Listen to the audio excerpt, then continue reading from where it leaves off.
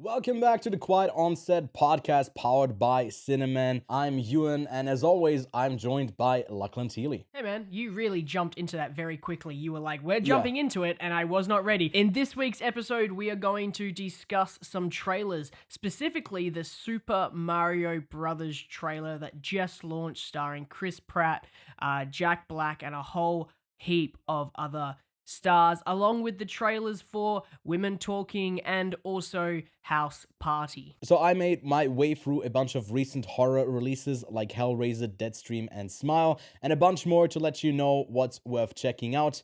And I also finished She-Hulk Season 1. And finally, Halloween ends. Does it end on a high or does it end on an all-time low? Stick around and you shall hear our thoughts on the end of the modern Halloween trilogy. I like that tease, so let's cue up the intro and get into the show. We are Obviously, professionals. This is a professional podcast. Yes. Breaking Bad and Better Call Saul.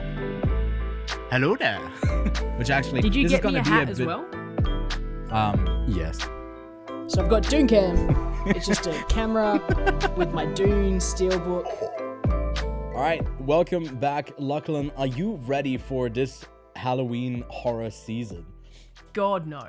Hell no. No? No, I hate Halloween season. It is always Right. the worst because, you know, people get their start in careers of modern cinemas, mostly in like horror films. You know, James Wan, Yeah. very successful modern directors got their start with horror films, but so many people try it. It's also some of the worst films that you could ever watch because it's either it absolutely nails it or then it's just a flop and it's a complete waste of time. So honestly, I have more negative experiences around the spooky season than I do positive. I don't know about you. Yeah. I don't know about you, man. You might I mean, be it's all low positive risk, and- high reward. It's, There's I plenty mean, of art I like house. to dress up as a confident person. Yep, For like a that's day. There you go. Other than that, perfect. self-esteem is so low. Just on Self-esteem Halloween. super No. low, all-time low, you could say. Yeah, no, I think it's fine.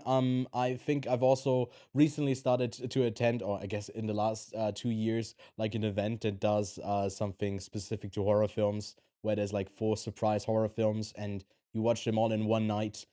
8 hours of horror. That's been like super fun. So when you can tie it into like a fun activity, which I guess is for young people trick or treating, if it ever was culturally relevant. I don't know. In Australia, they don't really do that as much, right?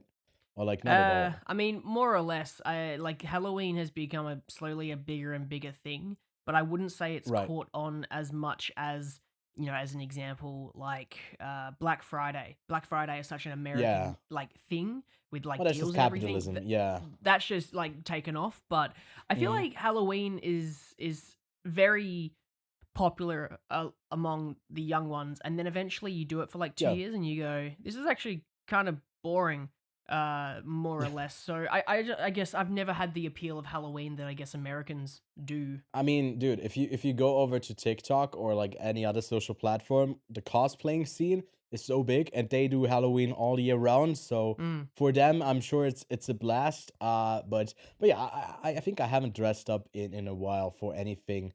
But I think it's a good time to dive into a specific genre like horror. And I did that. We'll get into that in what we've been watching. But before we do that, also don't forget to like and subscribe to the channel for more episodes weekly. And Lachlan, let's jump into the news.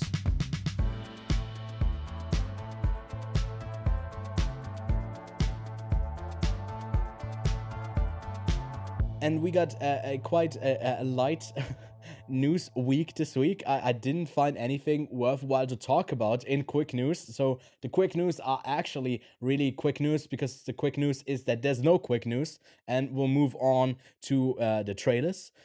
And Sick. so I don't know how to intro this, but the Super Mario movie trailer came out, and yeah, it is a trailer for a movie that is coming out. It's made by Illumination in cooperation with Nintendo. Chris Pratt is Mario. I don't know if I've come to terms with that just yet. I guess that's the but most Lachlan- jarring thing the internet is jumping on this week, I guess, is Yeah. the fact that Chris Pratt is Mario, and for Yeah. the whole like 3 to 5 seconds that you hear his voice. It's either He's not you even go, trying, right? "Yeah, I'll listen to it," or you go, Yeah. I hate that so much. I don't want to listen to this. What is this place? Do you think like they went into it trying to maybe like get a bit of an Italian like accent twang out of him, and it was like, that's not working. We'll just go with Chris I'll- Pratt on this one. Look, I reckon at first they hired Robert De Niro to do Mario, and then they realized that wouldn't be a great idea.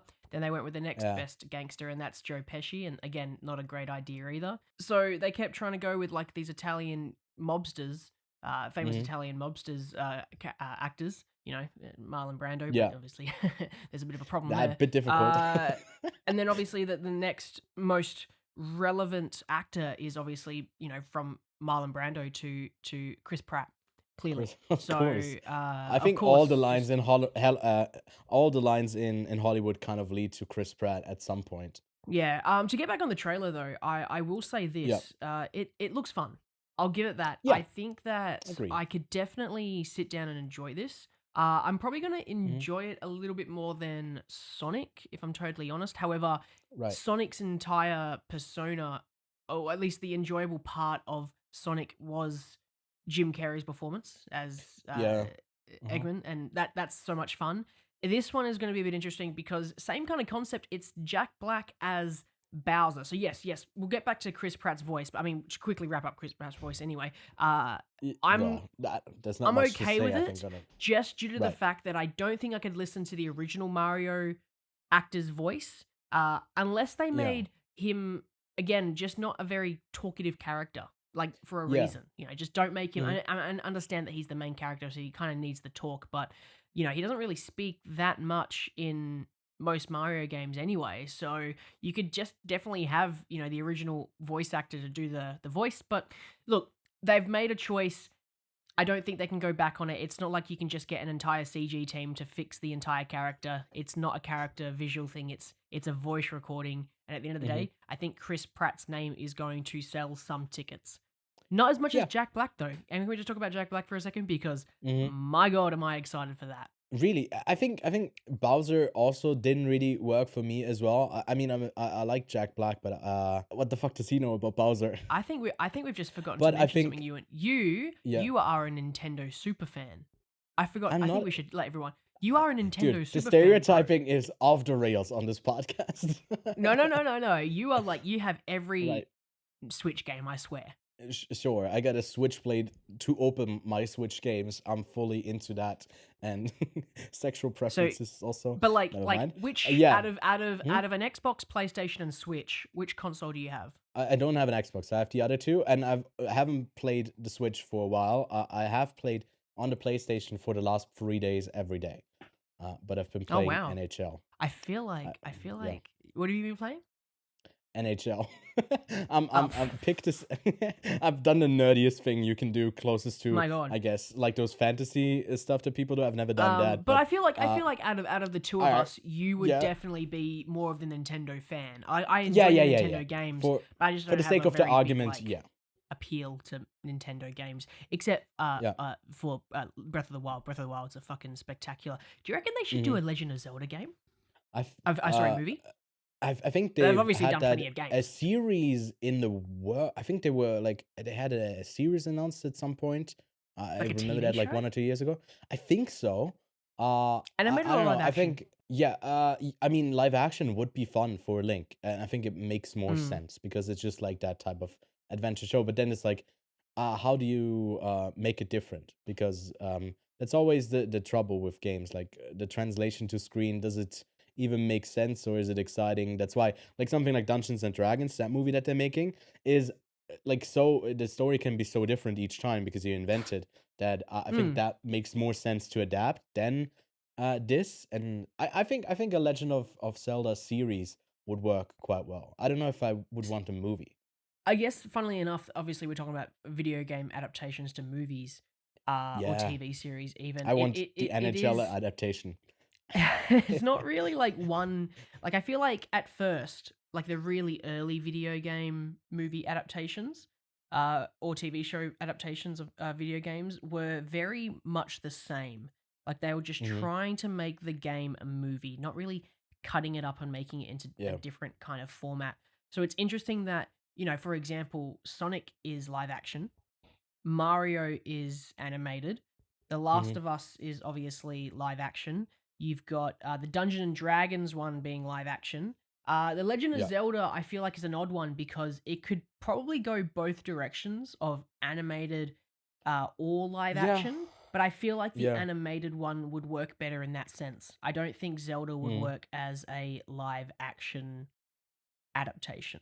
Look, I think animated does make sense in because that brings up. I forgot to leave this out of what we've been watching, but I watched that Cyberpunk Edgerunners show on Netflix the other Oh, day, and it's amazing. It's great. have we not spoken about this yet on the podcast? I swear we did last no. week. No, we didn't. Okay. I Oh, think excellent. Because we I want haven't. to talk about it then. Well, Hang on, I'm adding well, it to what well, we've been watching. well, then we'll we'll save it for that discussion. But I think that makes sense to in animation not do the illumination thing of just like ooh, have quirky characters and they go bumpty bumpty Ooh. dum.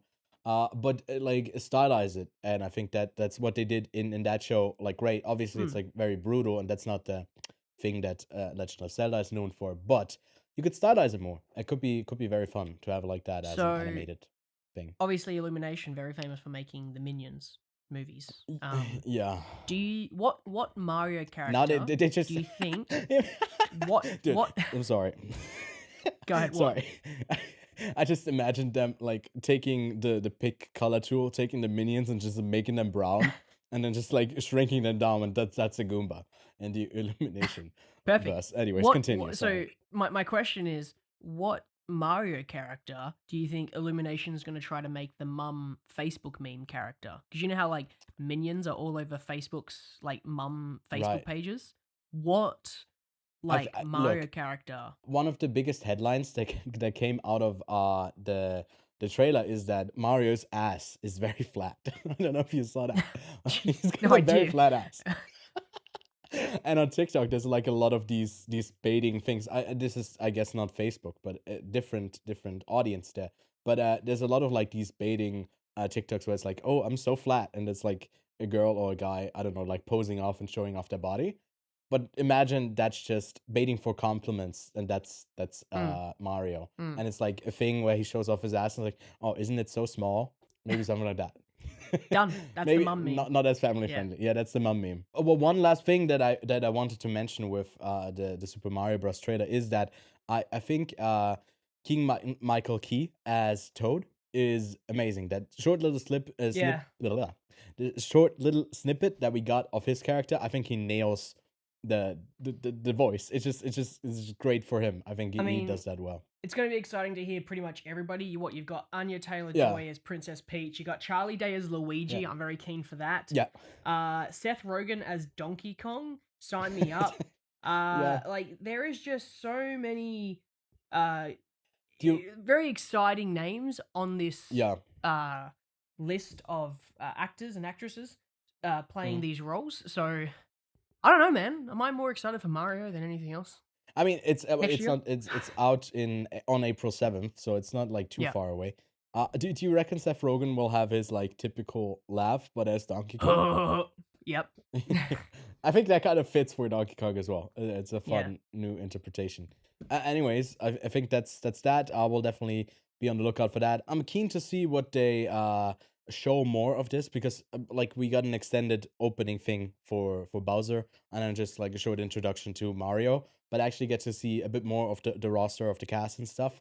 It's gonna be interesting. So I'll definitely check out trailer 2 for this as well. So next up, still on the festival run, is Women Talking. That comes out in December.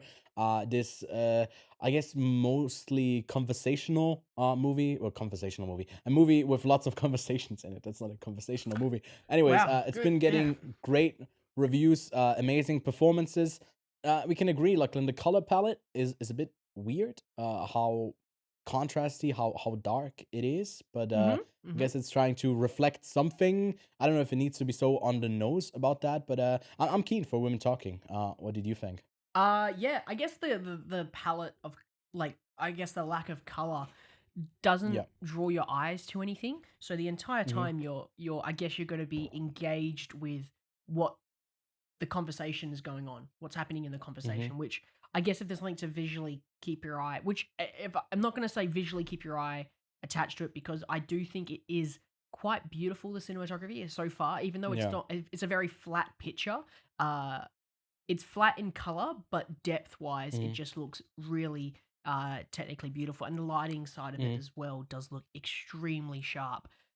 So having a very flat color picture is what I'm trying to say, but I realize I'm not. Man, I've only had one alcoholic ginger beer, and now I'm fucking stumbling my words. What the hell's going on?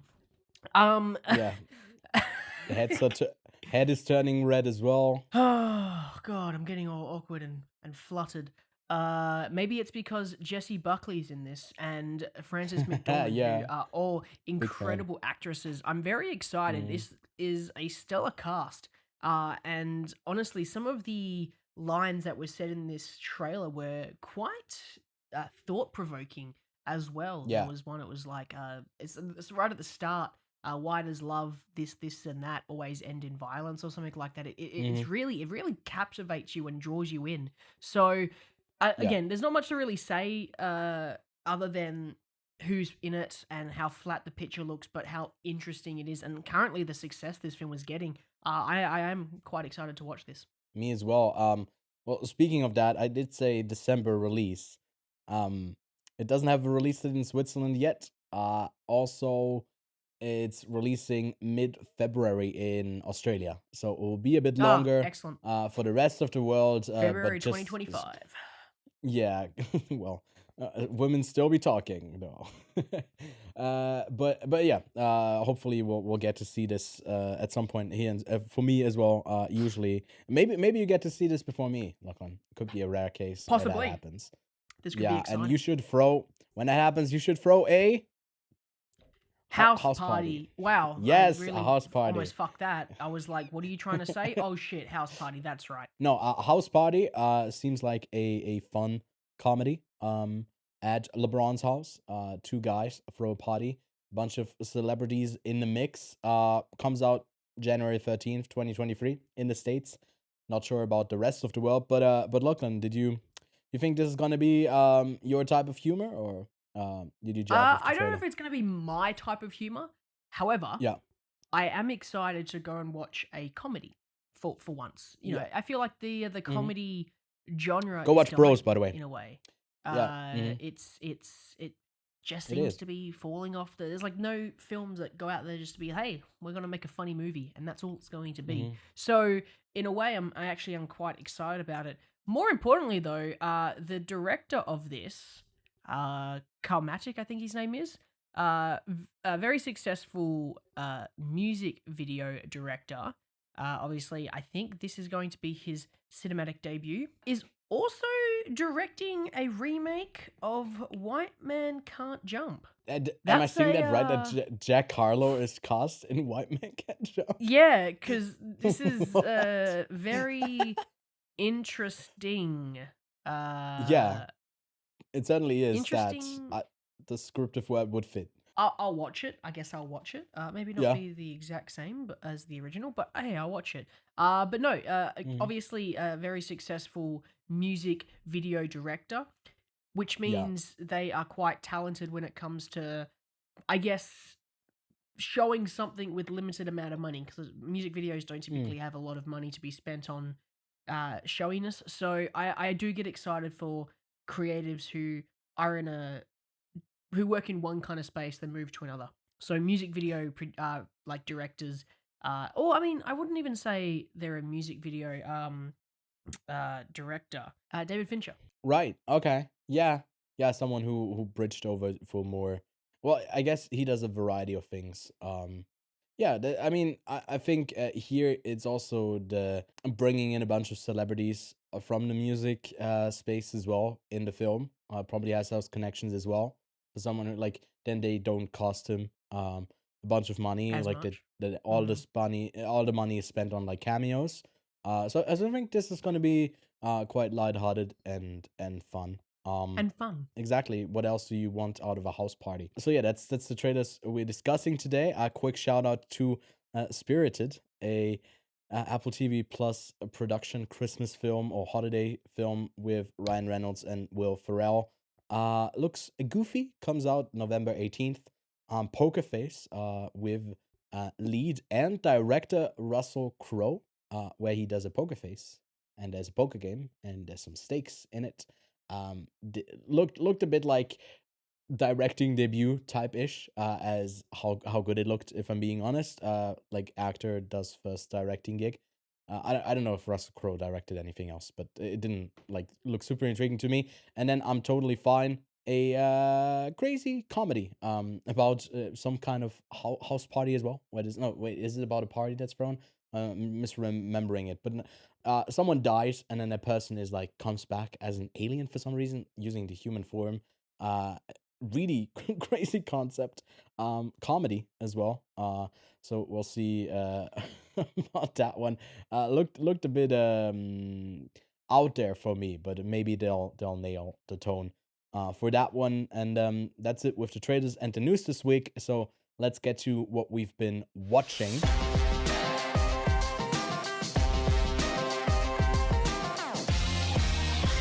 Do you want to start off because you've got so goddamn many things to cover? Well, okay. Well, first up, I guess I'll talk about She-Hulk season 1. I'll probably do still a season 1 review, but I'm a bit late on it now. And I think most of the TV shows from Marvel have been a bit underwhelming. This phase has been a bit underwhelming. I think that's kind of the common sentiment that's coming out of these last 2 years of Marvel or everything since Endgame, ignoring maybe Spider-Man. And She-Hulk unfortunately kind of falls into that, where it tries to be something different. There was like recently that Werewolf by Night type of thing with the black and white. I think that was okay. It wasn't great. I think it was just like it was still nothing that I would go like it's a great movie, but it's still in the Marvel, like for Marvel standards, probably different enough to be interesting. And She-Hulk really tries to be something different, but it with being like a not a slapstick comedy, but more of like a sitcom. Sorry, more of a sitcom, and also has the fourth wall breaks. And I think it just wants to do too many things, and it's just a bit of a mess. And then it kind of wants to justify the mess with the fourth wall breaks in some ways, and it just doesn't come together for me. So it wasn't really for me. Landed on a 5 out of 10 for that one. And then I watched Mona Lisa and the Blood Moon. Um, a girl with power escapes a psych ward and then has run-ins with a bunch of people trying to escape the police. It's a weird movie. It's definitely like a low budget film as well. You can kind of see it in the way that it's shot, like a lot of that's not a cheap look, but it's definitely a stylized look. But the wide lenses thing with like not deep focus, but not shallow depth of field. So it does look a bit on the cheaper side, but has some great performances from Craig Robinson and the lead, which I don't know the name of. Interesting film. And then the main event, I watched over the last 2 nights. I watched a whole bunch of horror films, and I'm just gonna quickly name them and tell you if they're worth checking out or not. Spoiler alert: most of them are not. I caught the Hellraiser remake that's on Hulu. That one was a bit disappointing. Wouldn't recommend that one unless you are really into gore.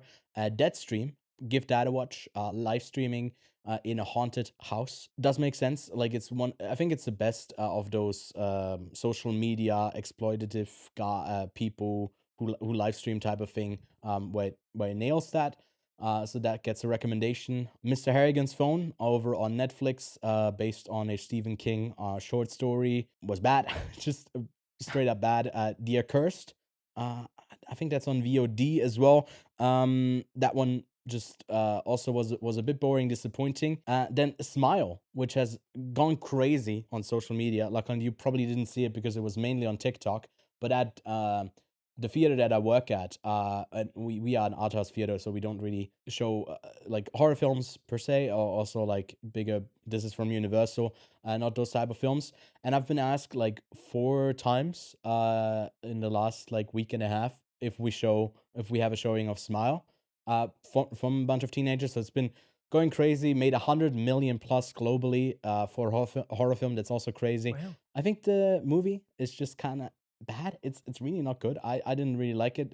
If you haven't seen the concept, it's just like a curse that gets passed on, and some people smile, and then they commit Sudoku, and it's like. It's just it takes like a bunch of inspirations from different horror films, isn't really its own thing, and doesn't really come together to me. And then lastly, Piggy, a Spanish film about an overweight teen who gets bullied, and then the bullies might get their comeuppance, and it's a special film because it's not like straight up that premise. It really spends a lot of time just with the lead character as she grapples with a bunch of things in her life. But that one gets a recommendation from me as well. So Deadstream and Piggy, go check them out if you really like that type of Saw film that's really brutal. Maybe Hellraiser is for you. And Smile, the Accursed, and Mr. Harrigan's Phone. Stay off of those. So what have you been watching? I guess before we get into a discussion of Cyberpunk Edgerunners, which honestly, when I Yeah. started our podcast today, I didn't realize we were going to talk about it, but I'm very excited because Me neither. I'll get to it. Yeah. Mm-hmm. Rick and Morty season Rick and halfway Morty. through.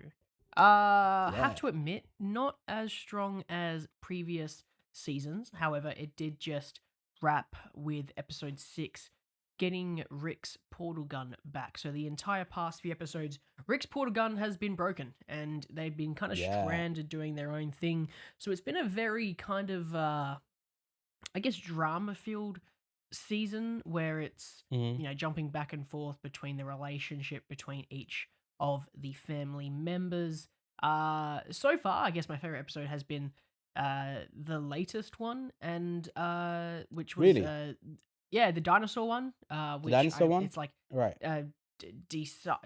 something Dirichosaurus Rick or whatever it is. It's like a Jurassic Park like reference. I enjoyed that Mhm. just for a bit more humor in it. I was enjoying quite a bit. And also I it was one of those like big episodes where there was a massive cataclysmic event that was happening, and it was Yeah. quite funny. The only other episode that I've had a lot of fun with was the Die Hard episode, just because it was referencing Die Hard so much, and it was just Die Hard, Die Hard, Die, Die Hard, every, Hard. like 5 Die Hard, seconds. Die Hard. So Yeah. again, I just want to say, like, this season hasn't been as strong as the previous season or the season before that, in my opinion. But I'm judging a whole season versus 6 episodes, so we'll see where it goes, because Right. it definitely has been setting some stuff up.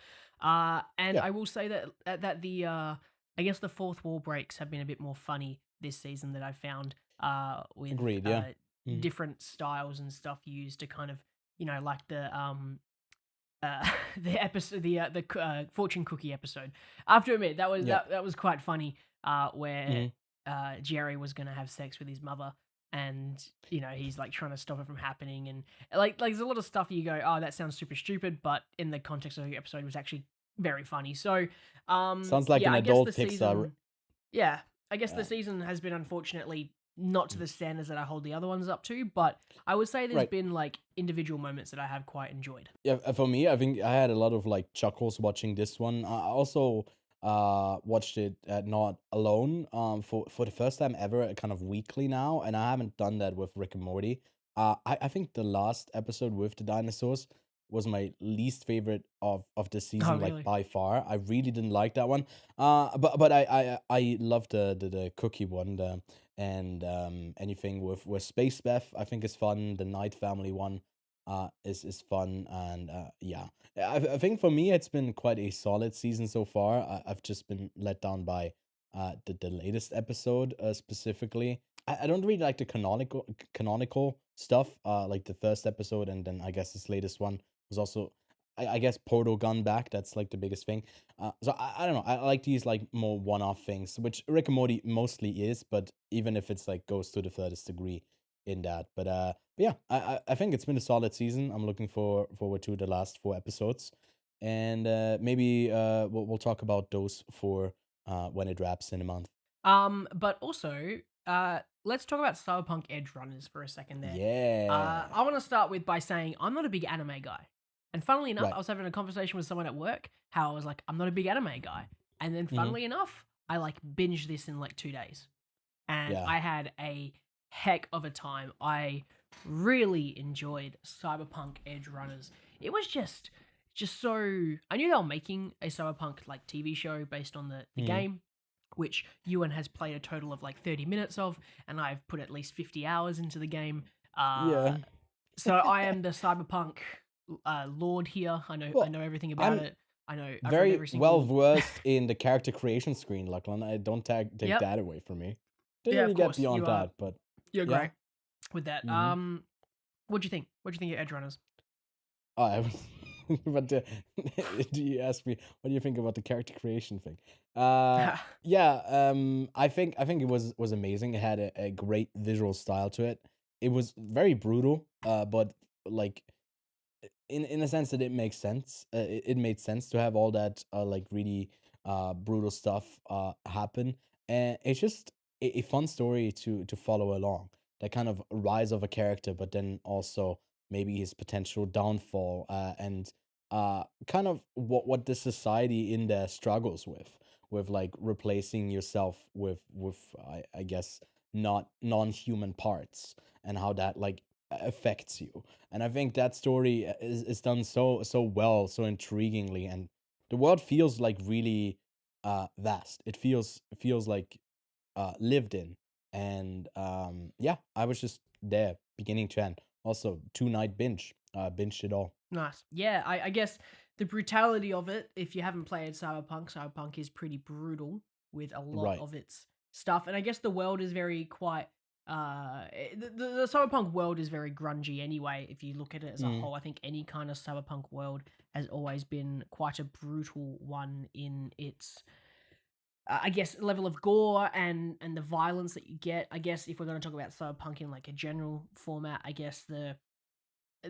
most visual, I guess everyone's first visual awakening to Cyberpunk would be Blade Runner, whether it be Yeah. 2049, whether it be the original Blade Runner. I would still say the original Blade Runner is closer to a Cyberpunk world than what 2049 was. Mhm.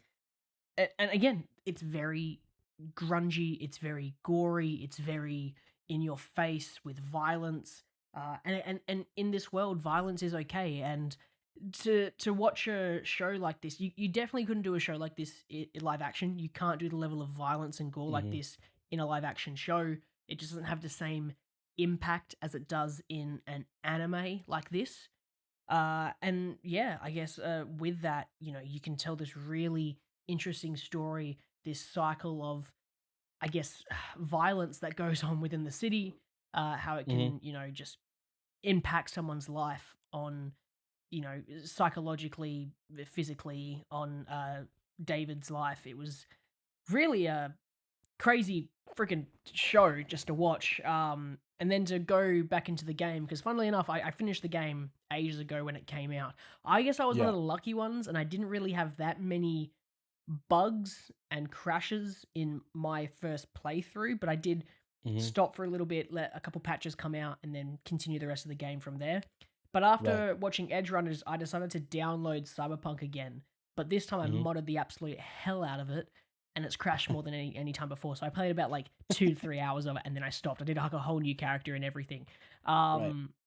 But no, it just it's such a beautiful world, and again, it made me go back and listen to the soundtrack. And obviously, there's that one song that plays over and over again. That's kind of like David and Lucy. Oh God, is her name Lucy? Uh, That could be right. Yeah. Well, people, uh, the girl in the show, his the love main interest. love interests, Yeah. their relationship, the main theme that plays whenever they're together. It's now saved in my Apple Music playlist because man, it's a Right. bop. Really gets me driving home at nighttime wanting to cry and crash the car. Uh, I Yeah. really enjoyed my time with this show. It was so much fun. Hey, I heard they added some Edgerunners content to the base game as well. Did you I did. check that out? I never got to the point of like being able to explore as much of the world as I wanted to because, as I said, I modded the Right. absolute hell out of it and I crashed it so many times. But I Right. did watch like a highlights thing on YouTube of like the new content added to the game, and it looked like it was decent enough that it didn't seem like a lot of effort went into it, but at the same time, Yeah. I can respect it. Yeah, I think we haven't even mentioned that yet, but it's on Netflix. It's a Netflix show, and Oh yeah, yeah, it's Netflix. If you have Netflix, go watch it. yeah, go watch it, and yeah, I think it's definitely worth checking out.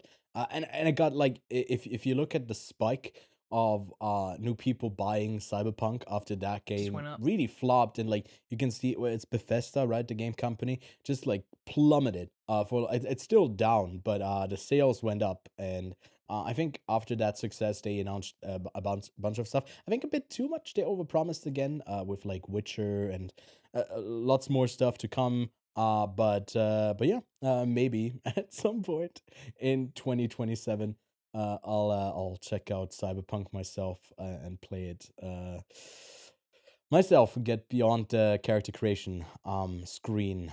Right, so let's get to our main review of Halloween Ends. 4 years after the events of Halloween in 2018, nice that they clarify it that way, Laurie has decided to liberate herself from fear and rage and embrace life.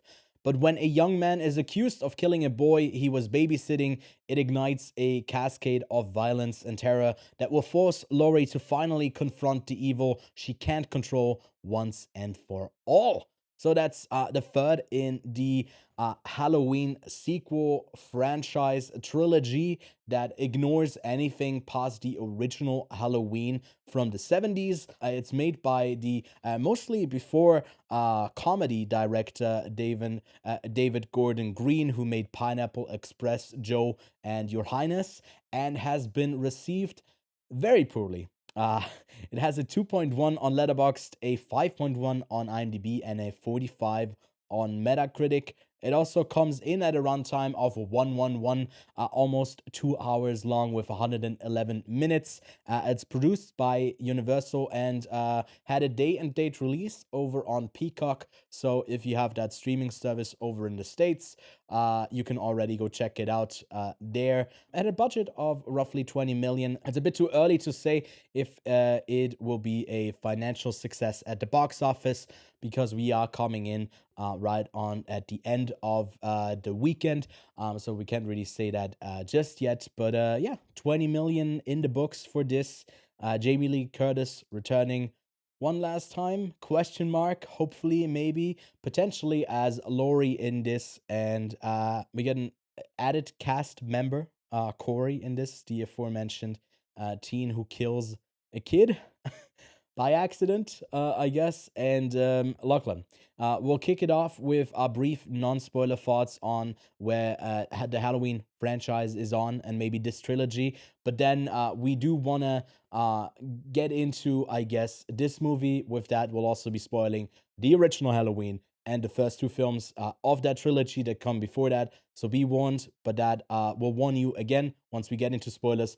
But first up, Lachlan, what do you think? Do you think it is worth for people who like the original Halloween film to be catching up with this trilogy? With the trilogy, no. I won't say the trilogy. I think that if you enjoyed the first Halloween movie, you should watch the 2018 Halloween and even Halloween Kills.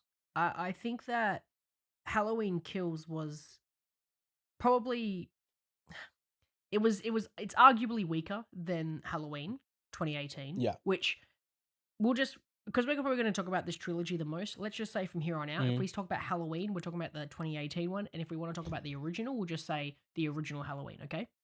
Right. Okay. So I don't want to keep saying like Halloween and then Halloween, it gets confusing. So in Halloween, it's a very good Halloween movie. And that's the best part about it. If we take it into context, because obviously, you know, people who are fans of the original Halloween movie, should they watch this trilogy? They should. In a sense that they should watch Halloween and Halloween Kills, because as a Halloween movie, it is very good. It's excellent. It's fun.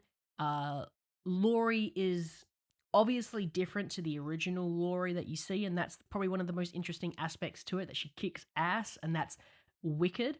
And Michael Myers is still absolutely terrifying in both Halloween and Halloween Kills. If we compare this to other recent remakes or reboots or spin-offs of like original horror classics, If we go to like another classic, Texas Chainsaw Massacre, and the new one that came out this year, terrible. It's a terrible Texas Chainsaw Massacre movie. Is it a good movie? Also, no. But the original Halloween was a great horror film, and it had a lot of aspects to it. The sequels do get weaker and weaker, which I haven't seen all of them, but I have seen the gist of most of them, and they do get weaker and weaker. Makes sense that they wanted to kind of forget about that and do a new spin-off. In this one, or sorry, I should say in this trilogy, Halloween, great Halloween movie. Really fun, exciting. Halloween Kills, arguably weaker as a Halloween movie, but it is an enjoyable time as it has got some really fun Michael Myers kills. That's probably the best thing about it. So Halloween Ends. Where does it stand? It's not a good Halloween movie.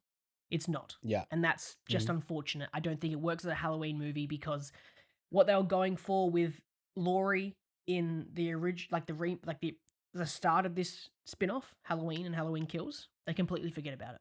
And that's the unfortunate thing. Is she's not the same Laurie. They've changed her once again, which is, why? We don't know. We'll get into it, I guess, with spoilers. And then on top of that, Michael is not terrifying in this at all. And agreed. it's not Michael, and it's not Laurie. Like, as in, like, they're not themselves, and that's the unfortunate thing. They go on with this interesting storyline with Corey, which I don't think is necessary in any kind of sense. Why in the last film add this storyline? Do you think that? And I'm just gonna ask you this: do you think his storyline is a waste of time? Yes. Cool. At the start of the film, I thought, like, why are we doing this? Why are we here? We'll get into it in spoilers, but I think there's like a couple different storylines that overlap and don't really work with each other. I think you can kind of see it, the groundwork being laid in Halloween of like, okay, maybe not everything kind of makes sense in this series. And then in Halloween Kills, it really is just to extend this. And this feels like a even longer extension that by the end of it, without spoiling, I think the end of Halloween Ends could just be at the end of 2018's Halloween, and it's a one-off thing, and it would be like a really good horror film. But for some reason they had that in between. I think Halloween Ends is like the Last Jedi of the Halloween saga. Oh, okay. That's a good way of putting it, actually. That's actually a very good way of putting it. Thing is, actually, no, I don't think it's The Last Jedi. Right. Because Jedi... It doesn't commit. The Last Jedi commits, right? And this doesn't commit.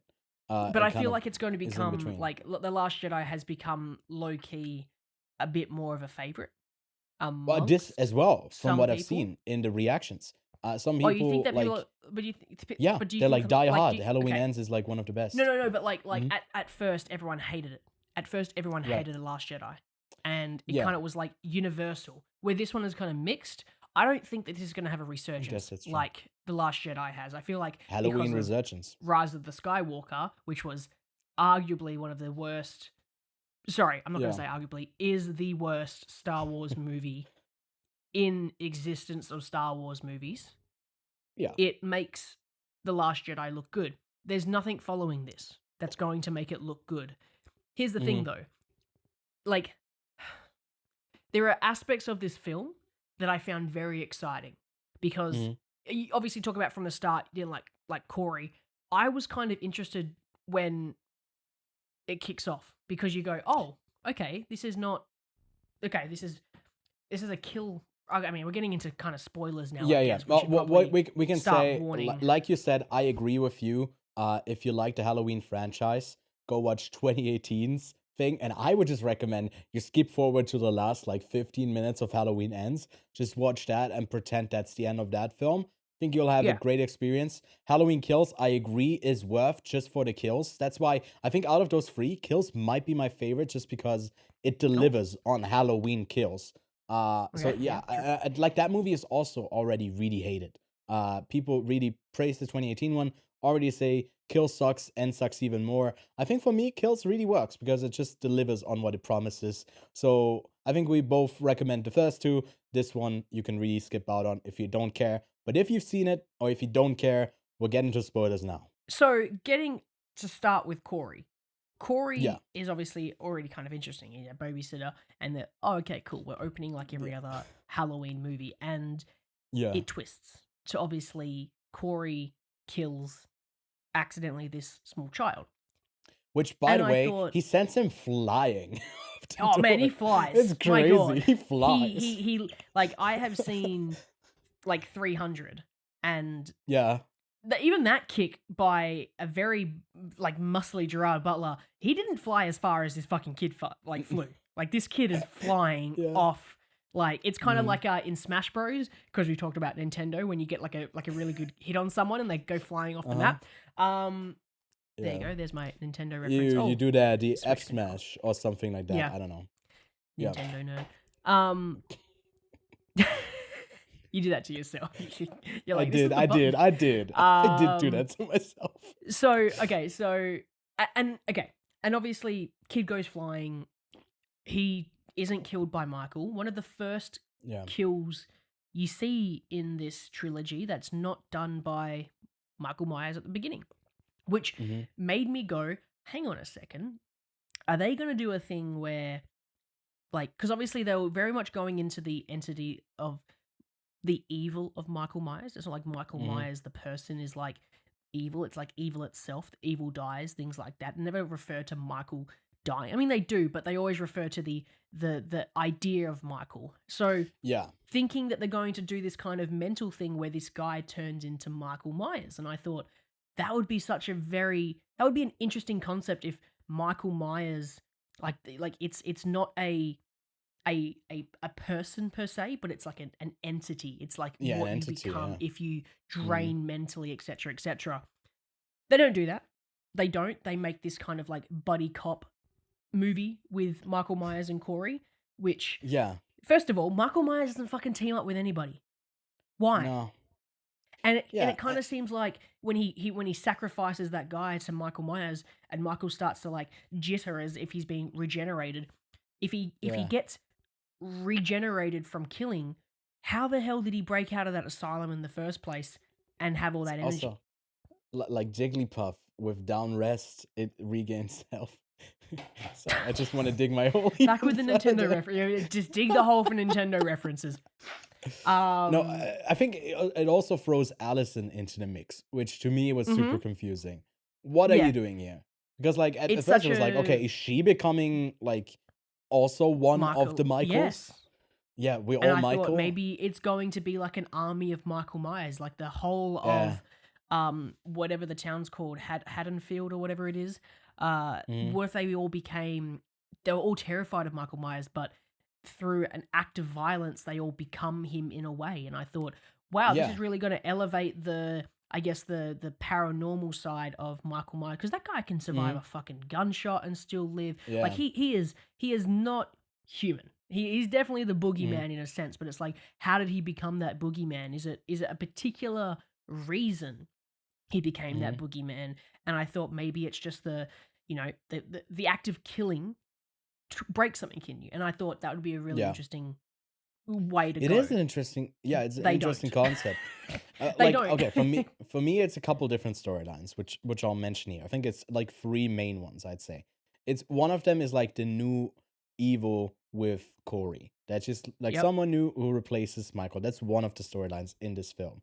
The other one's like Allison's demons that she has to grapple with, which is also in the opening sequence of evil just being around, which is kind of tied to Corey, but not really, because it's a different focus, as like this city carries this evil, and even though Michael's not around, it's still like happening, and he's like the boogeyman Yeah. who gets blamed for everything. And that's also what Laurie is dealing with, everyone kind of blaming her for everyone that passed, because Laurie's still around, but other people aren't. That's like Yep. one half of what Laurie kind of deals with.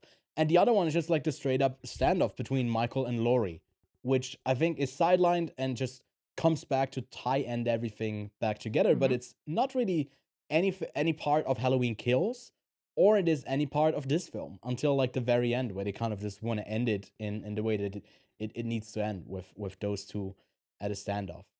You obviously said before we got into spoilers, for anyone who's not seen this trilogy, you should watch Halloween Kills in the last 15 minutes, because It Yeah. feels like, because this movie's about 2 hours, it feels like the first hour and 45 is a completely different story Yeah. that has been just thrown in because they build a story over the previous two films, and it goes, Mhm. all right, cool, it's going to be this climactic showdown between Laurie, Michael. I'm going to see, kids flying, uh fists flying, and knife stabbing, and Mhm. head turns, and it's going to be hopefully a climactic ending, and it wasn't. It's not until right at the end you get No.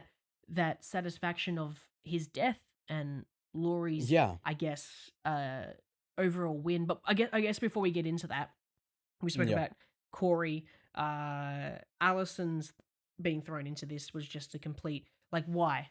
What? Again, why are we going to these two characters before we go to Mhm. Laurie?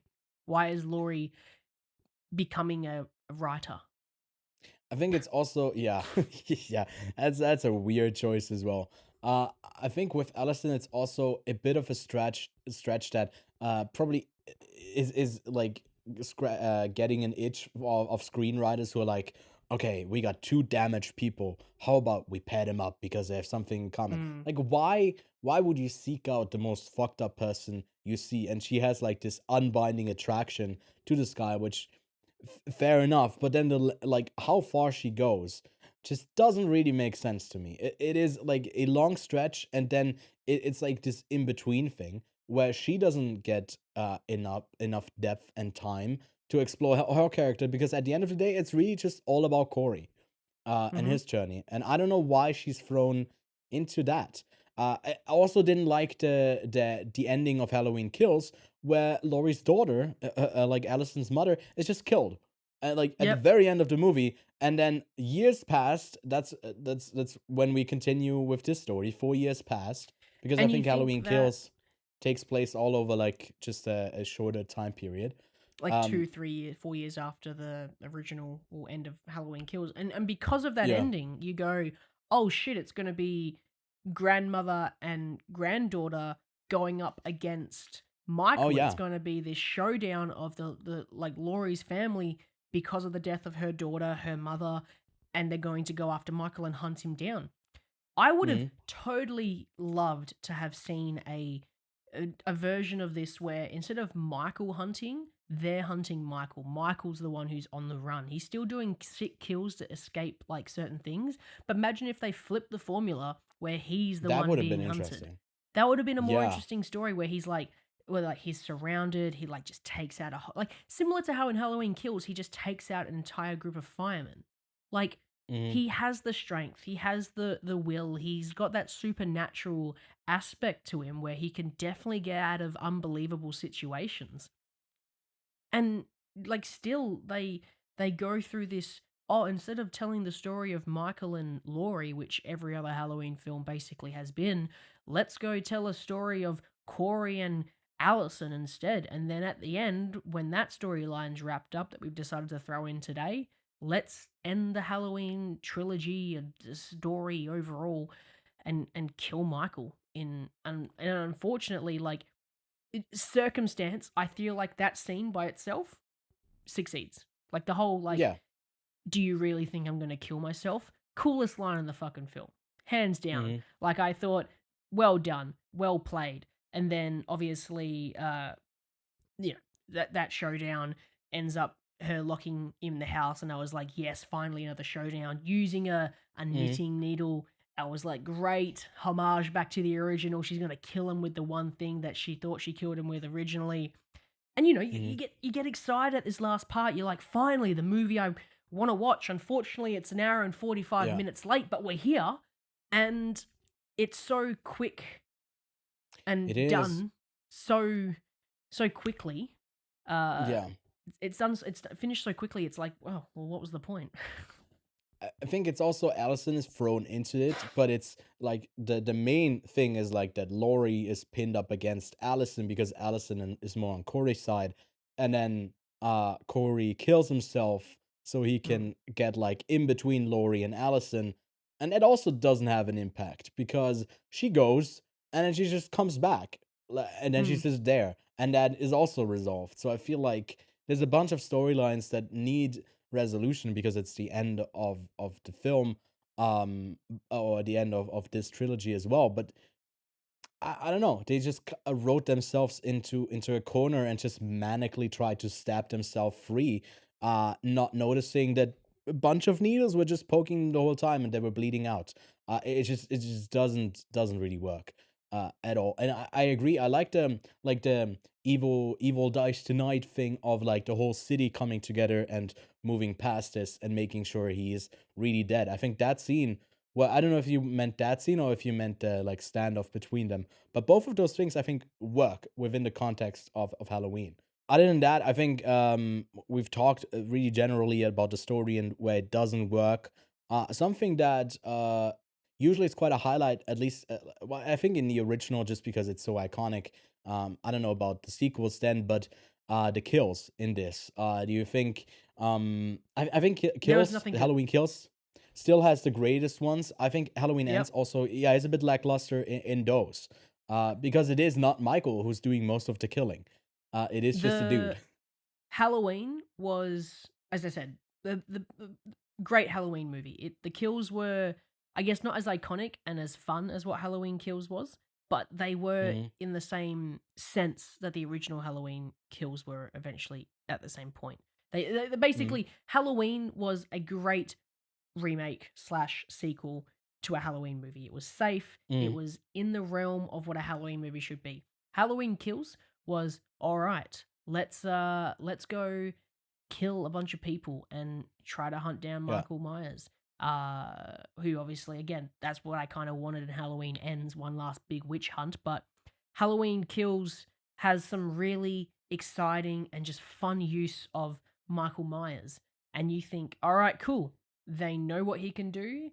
They know what Laurie can do. Let's have them fight in Halloween Ends. And they go, nope. And even the kills in this were just so boring and lackluster. Yeah. The only exciting one I can think of is the DJ because of that really fucked up makeup that they have him wear, and that was like Oh my really well God, yeah. done. And then like the record skipping when it hits the tongue that he cut off, and I was like, Yeah. that is a good kill. But it's not Michael. So it's I don't Mhm. classify it as a good Halloween kill because it's not Mike Myers. It's Michael Myers, I should say, not Mike Myers. It's Yeah. not a Groovy, it's not baby. Not so groovy it's anymore without your tongue. yeah.